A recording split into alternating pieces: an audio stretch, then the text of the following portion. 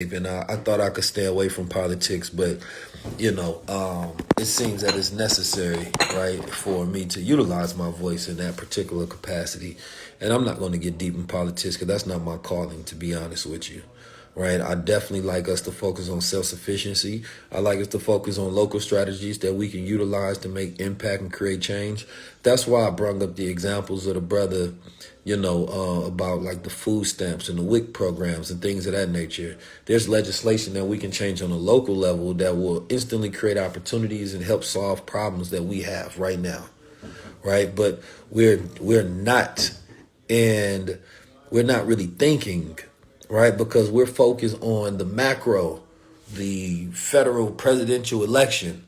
But I think if we focus on tangibles and practical strategies, I think we can make a lot of change. And one of the things that I see as a lot of change is that we focusing on like local cities like Kansas City, right? Kansas City is a place where you will implement another 200-300 jobs and you can change that city, right? But what's happening is there's a population flight because people are leaving, right?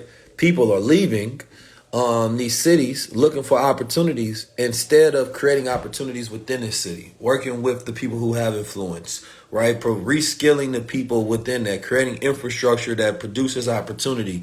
And every city needs to have a plan, and they need consultancy to where they can bring opportunities, whether Mobile, Alabama, Las Vegas, New York, Chicago, right? Atlanta, Kansas City, St. Louis. These are all places with black mayors.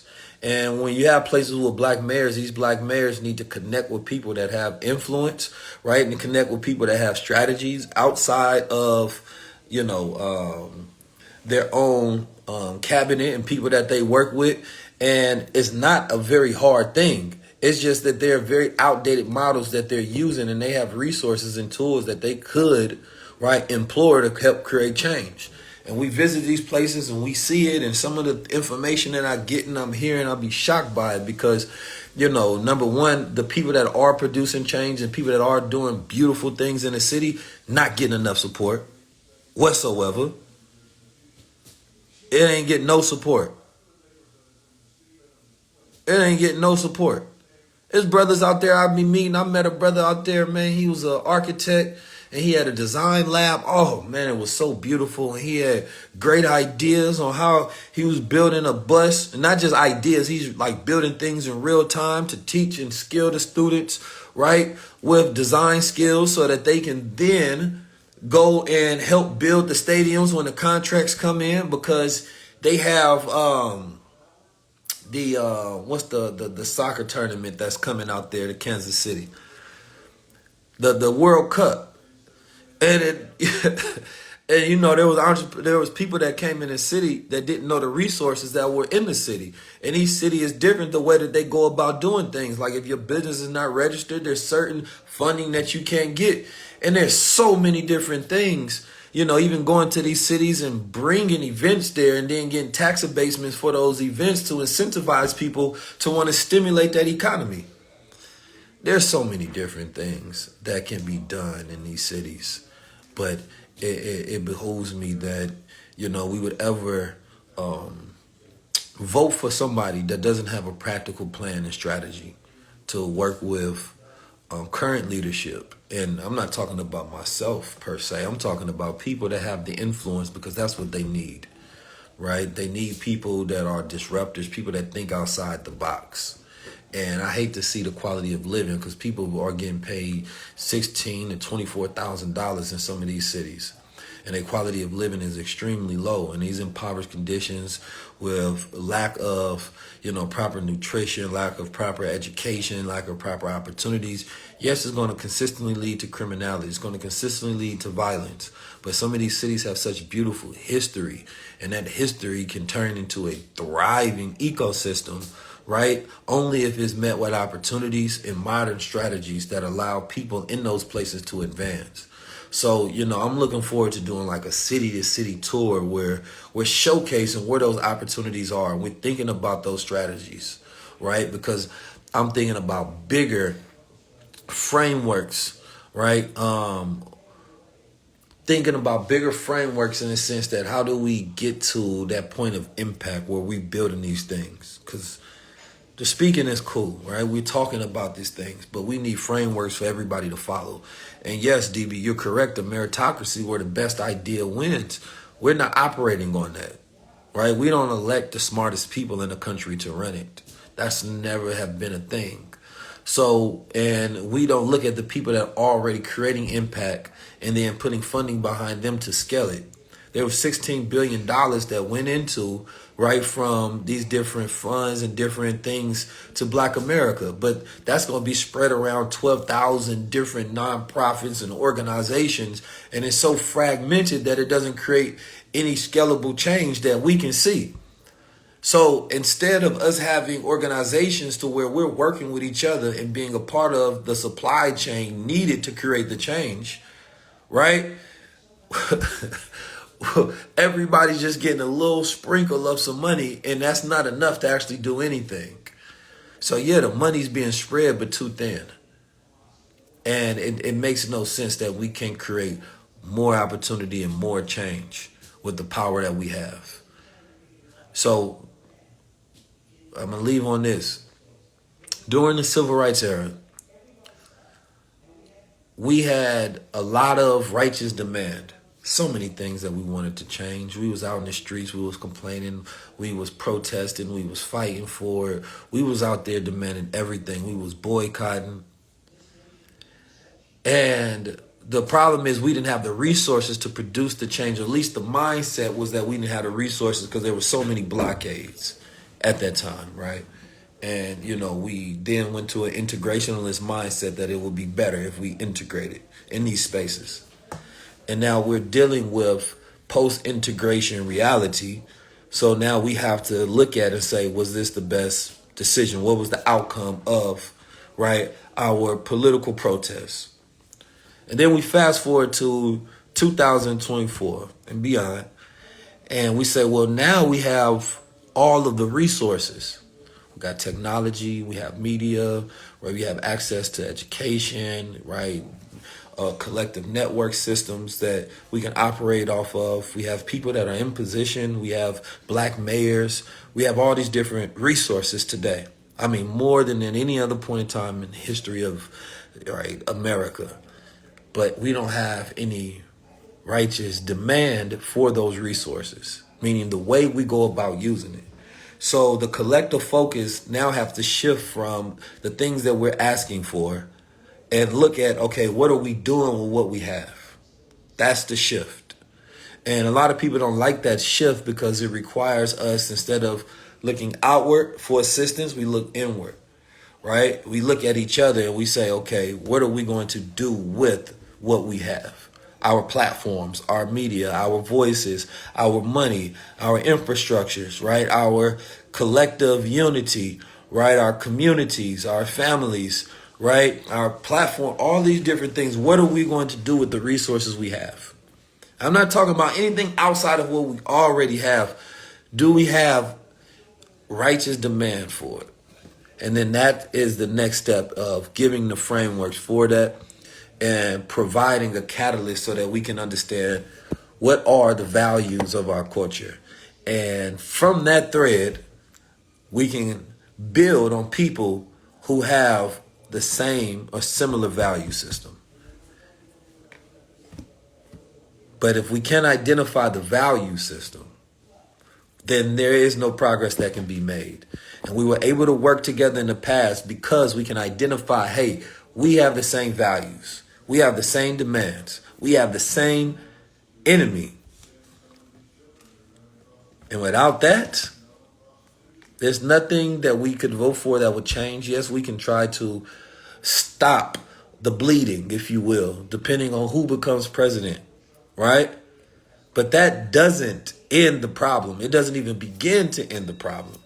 And so as I was talking to a family member of mine, I say, you're trying to treat two symptoms that are not the root of the problem. The first symptom that went untreated created another symptom that you're now trying to treat, right?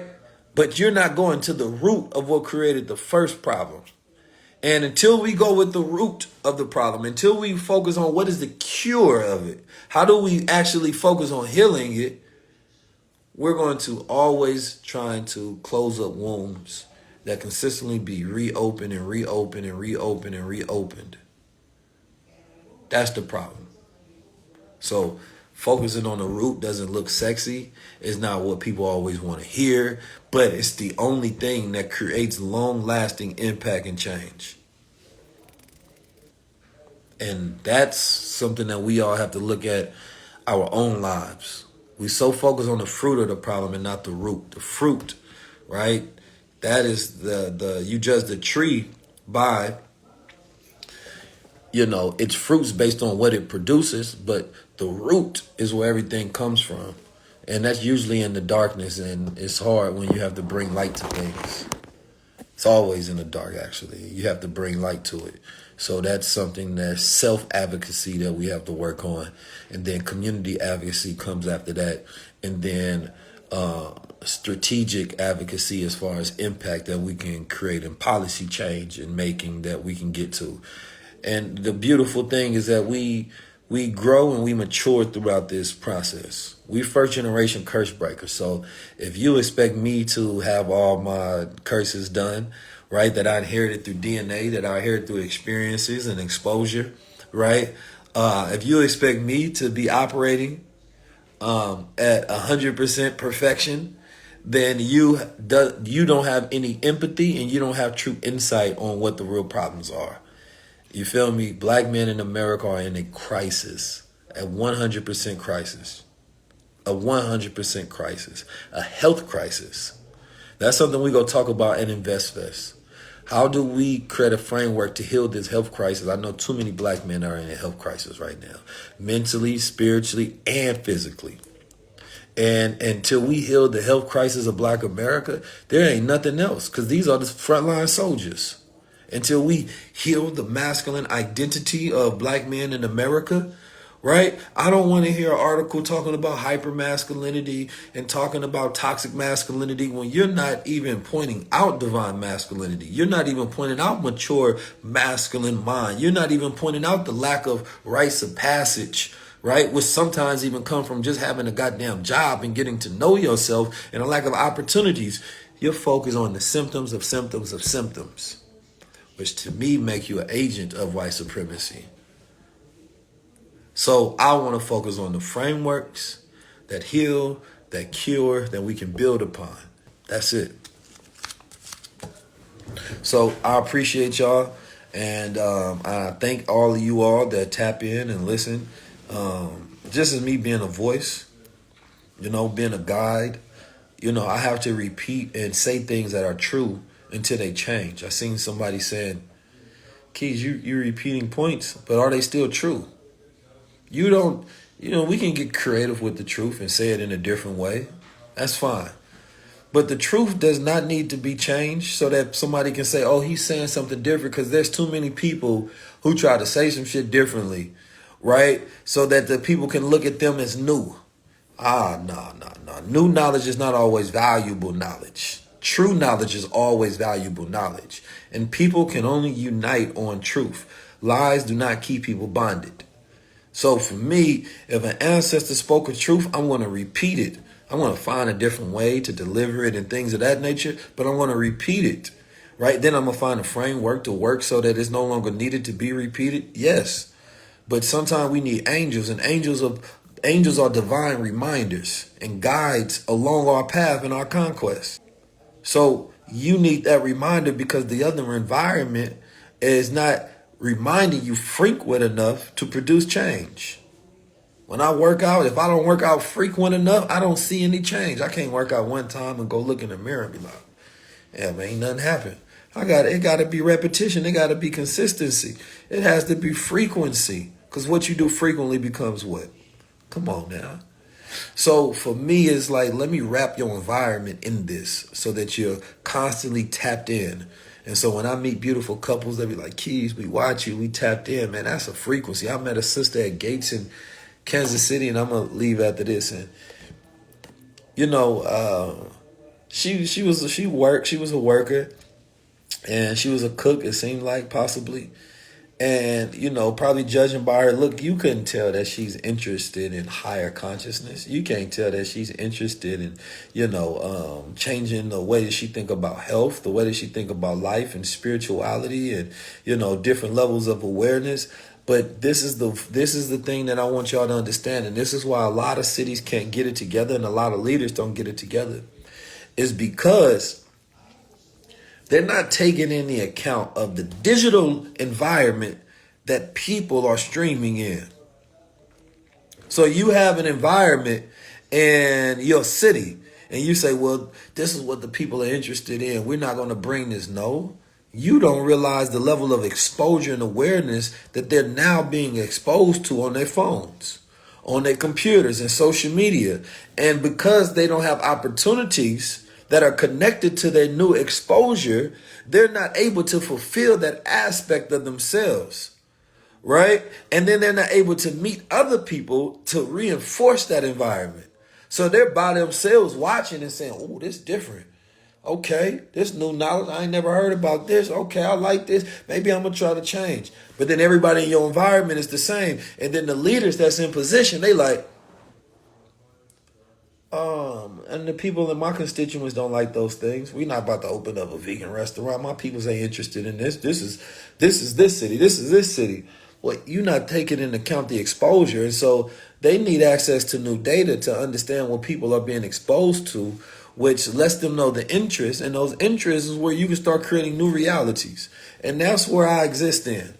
I don't take black people as a monolith. I don't take black people as old. And the disrespect that the politicians have been given to the people is that, listen, we have grown throughout the years, right? Those old talking points don't work on us, right? People are allowed to have independent thinking, changes of ideology to create new progress. The church doesn't have the same amount of power that it used to have as a gateway for influence. So unless we're respecting, right, the new levels of exposure and awareness that people are now streaming, you're going to be disconnected, right, from the constituency, from your people, from your family, because a lot of times people will keep that part of themselves private. They're not letting you know everything that they're tapped into. And this is why we need more high-level conversations amongst each other, because you can build deeper, more meaningful, progressive relationships with the people in your life, your environment, your town, your city, if you only knew their search history.